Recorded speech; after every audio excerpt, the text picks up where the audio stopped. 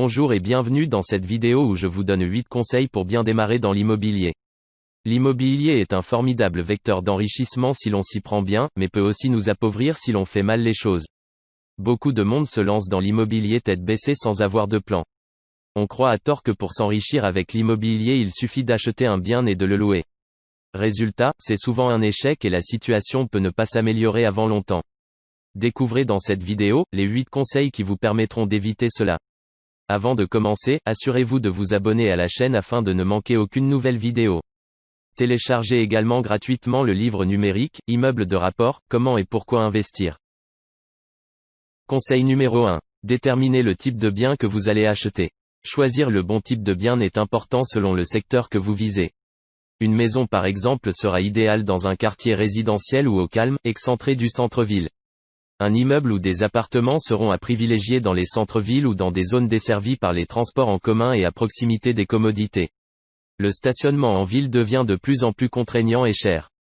De ce fait, un garage ou une place de parking doit se situer en centre-ville ou à proximité d'une gare ou d'une station de tram. Enfin, les locaux commerciaux autres que la restauration, doivent se situer dans des endroits fréquentés et où les vitrines sont exposées à la vue des passants. Conseil numéro 2, consultez des annonces. Vous commencez ainsi à vous familiariser avec le marché immobilier et à connaître les prix des types de biens que vous visez. Il existe de nombreux sites sur lesquels chercher des annonces comme Le Bon Coin, ou Se Loger pour les deux principaux. Vous avez aussi d'autres sites moins connus comme De Particulier à Particulier ou encore Acheter Louer. Les annonces sont en général postées sur plusieurs sites, mais comme pour vous, lorsque vous consultez les annonces, les personnes qui en postent ont des affinités avec certains sites. Il se peut que vous ne voyiez certaines annonces que sur un site et pas d'autres. N'hésitez donc pas à faire le tour de plusieurs sites afin de dénicher la perle rare. Conseil numéro 3. Faire des visites. Faire des visites permet de concrétiser le travail de recherche effectué sur les annonces. Vous pouvez faire des visites virtuelles. De nos jours de nombreuses agences proposent de faire des visites virtuelles, ce qui est bénéfique pour tout le monde. Inutile de faire des visites physiques si dès les premières images, le bien ne correspond pas à ce que vous cherchez. À côté de cela, rien ne vous empêche par la suite de vous déplacer sur place pour valider ou non ce que vous avez vu en visite virtuelle ou sur les photos de l'annonce. Pendant la visite physique, vous devrez vous attarder sur les points qui ont éveillé votre attention en virtuel et regarder plus précisément certains détails comme l'état des murs, le nombre de prises électriques, etc. Conseil numéro 4. Faire des offres. Avant de faire des offres, vous devez calculer le montant maximum que vous voulez ou pouvez mettre, tout en gardant à l'esprit que le bien doit être rentable pour vous. Pour cela vous pouvez faire des offres bien plus basses que le prix affiché. Si le vendeur accepte, c'est une grosse réduction que vous obtenez. En cas de refus, vous avez toujours la possibilité d'augmenter petit à petit vos offres pour vous rapprocher d'un prix convenable aux deux parties. En revanche, laissez tomber s'il y a d'autres acheteurs qui jouent à la surenchère. Personne n'y gagnera, sauf le vendeur. Conseil numéro 5. Allez chercher son financement. Il existe de nombreuses banques en France, certaines en ligne, d'autres présentes physiquement. N'hésitez pas à en démarcher plusieurs, surtout si vous avez des difficultés à obtenir le financement. La meilleure banque n'est pas forcément celle qui accepte de vous prêter au meilleur taux, mais celle qui vous finance sur la durée et sur plusieurs projets.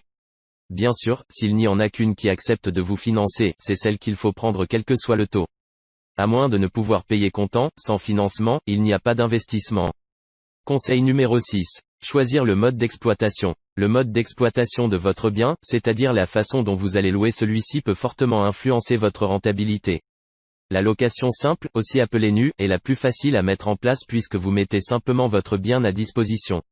Si elle vous fait gagner du temps, elle ne vous apporte cependant pas le maximum de rentabilité. La location courte durée est le mode d'exploitation le plus rentable. Vous louez votre bien à la nuitée, ce qui fait que pour un même appartement vous pouvez obtenir facilement le double de loyer par rapport à la location simple. En revanche, si vous gérez vous-même, elle vous prendra beaucoup de temps. La location meublée est en quelque sorte un mix entre la location nue et la location courte durée. Vous mettez à disposition du locataire un logement meublé, donc avec un loyer plus élevé. À l'image de la location nue, elle ne vous prendra pas beaucoup de temps. Enfin, la colocation est le mode d'exploitation qui se développe. Elle s'adresse avant tout à des logements ayant au moins 2 chambres et permet d'obtenir de meilleurs rendements qu'avec une location nue. Conseil numéro 7. Mettre son bien en location. Trouver le bon locataire n'est pas toujours évident. Vous pouvez pour cela poster des annonces sur des sites comme Le Bon Coin pour en trouver un. Pour éviter tout risque de non-paiement des loyers, je vous recommande de souscrire à une assurance loyers impayés. Elle coûte en général 3% du montant mensuel des loyers hors charge. Autre solution, la garantie Visal qui est gratuite et qui s'adresse aux personnes de moins de 30 ans. Avec un locataire que vous avez choisi et une garantie contre les loyers impayés, vous avez toutes les chances de réussir votre location.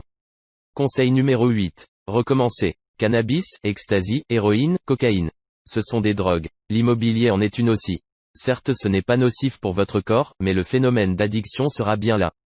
Lorsque l'on réussit son premier investissement immobilier, on n'a plus qu'une chose en tête, recommencer. Dans ce cas, il ne vous reste plus qu'à vous y remettre. Merci d'avoir suivi cette vidéo jusqu'au bout. N'hésitez pas à commenter ou partager cette vidéo si elle vous a plu. Pour vous remercier, vous trouverez dans la description, le lien pour télécharger le guide dont on a parlé en début de vidéo, ainsi que le lien pour accéder à l'article correspondant à cette vidéo et d'autres ressources utiles. À bientôt.